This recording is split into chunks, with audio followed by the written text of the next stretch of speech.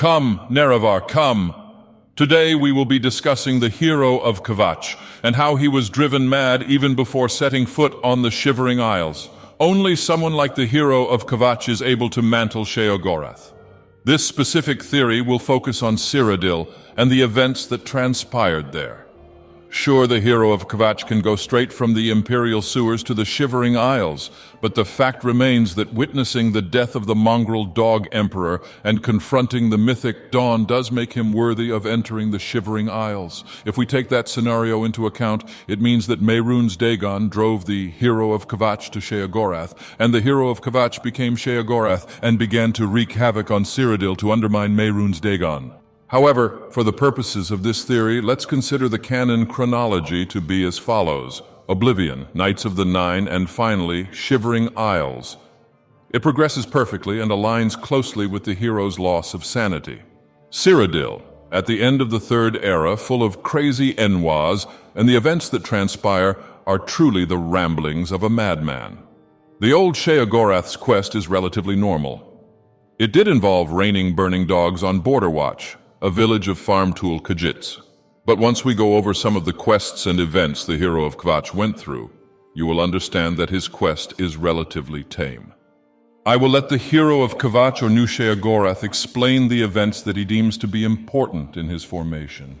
It might seem just a random comment made by a Daedric false mad god, but it holds importance for our argument.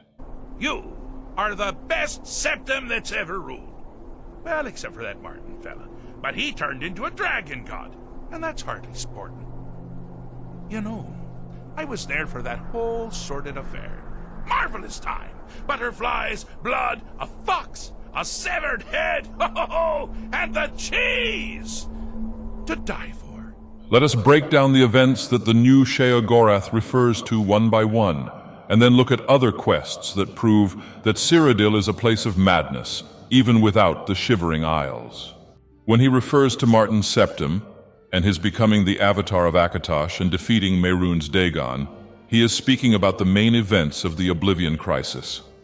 Throughout the main quest, the Hero of Kvatch had to deal with affairs of apocalyptic proportions. First of all, as a default mongrel dog Imperial and a resident of Cyrodiil, seeing your emperor get assassinated right before you is quite a shock. But another surprise is that the Emperor gives the Amulet of Kings to the hero before his timely demise. Anyhow, the Hero of Kvatch goes on to save Kvatch from being decimated by Mehrunes Dagon, saves Martin's septum for the time being. However, due to several incompetent moves by the mongrel dogs of the Empire, known as the Blades, the Amulet of Kings was lost, and by the time the hero got it, it was too late. Grandmaster Joffrey kept it in a wooden chest. Mehrunes Dagon entered Mundus. Martin's septum entered the Akatosh avatar state, defeated Dagon, and promptly turned into a statue. Seeing the two emperors die in front of you, closing numerous Oblivion gates, dealing with hidden mythic Dawn agents, entering Mankar Cameron's paradise and destroying him, and finally seeing an Aedra and a Daedra fight each other right in front of him surely chipped away from some of his sanity. This is without even delving into the specifics. He had to close the Great Oblivion Gate and stop a massive siege engine from entering Mundus. The Battle of Bruma also had high stakes, since if it weren't for the hero's efforts, it would have ended up smoking like Kvatch. The butterflies refer to the Shivering Isles.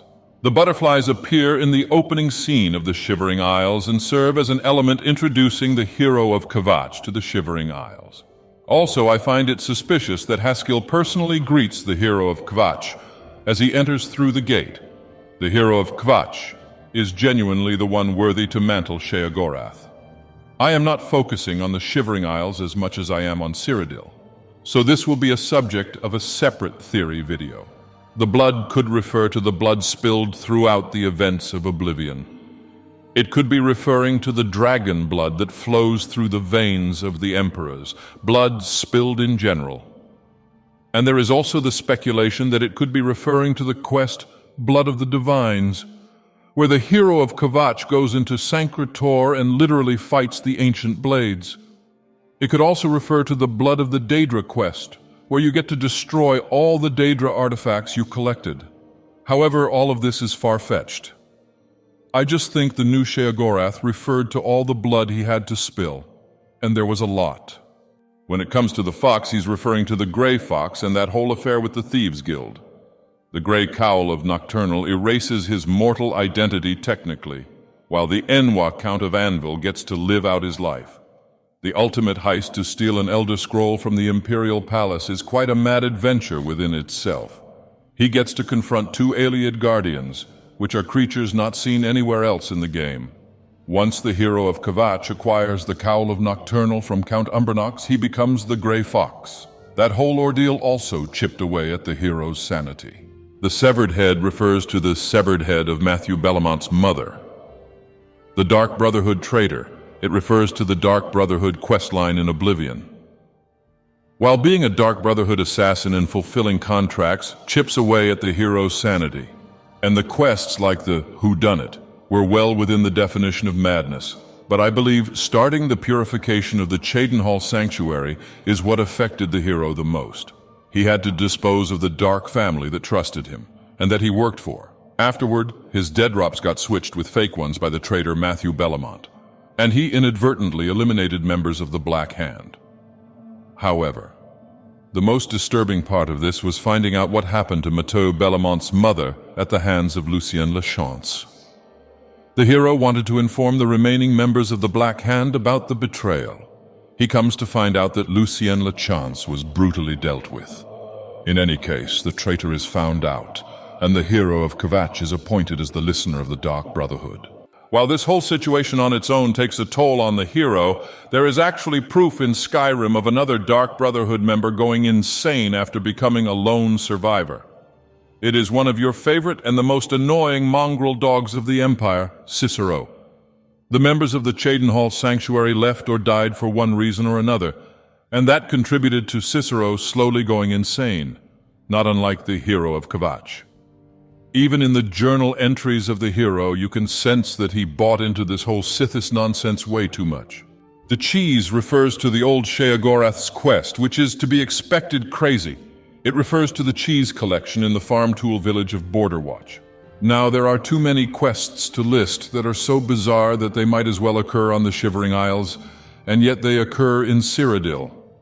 Let's start with Glarthir and the quest, Paranoia. Yes, Glarthir is paranoid about the residents of Skingrad for no reason. You can either play into his delusions or dispel them. Either the guards deal with him, or the people he suspects are following him.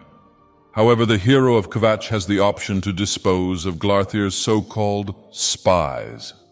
Whether it is for fun or he genuinely believes Glarthir's paranoia, this is a quest related to madness, and therefore Sheogorath. The other one is Brush with Death. This is where you have to find the missing Dunmer painter named Wraith Lethandis within his own paintings. The Hero of Kvatch literally enters a painting and saves the artist. Yes, I understand it is explained by magic, but quests like these do not happen in Morrowind or Skyrim. There is a hint of madness in many of Oblivion's quests. The Invisible Village, the Haunted House in Anvil, traveling to a dream world to save an Enwa, fighting Manimarco, being hijacked in a hotel boat, getting stolen by vixens, and many, many more.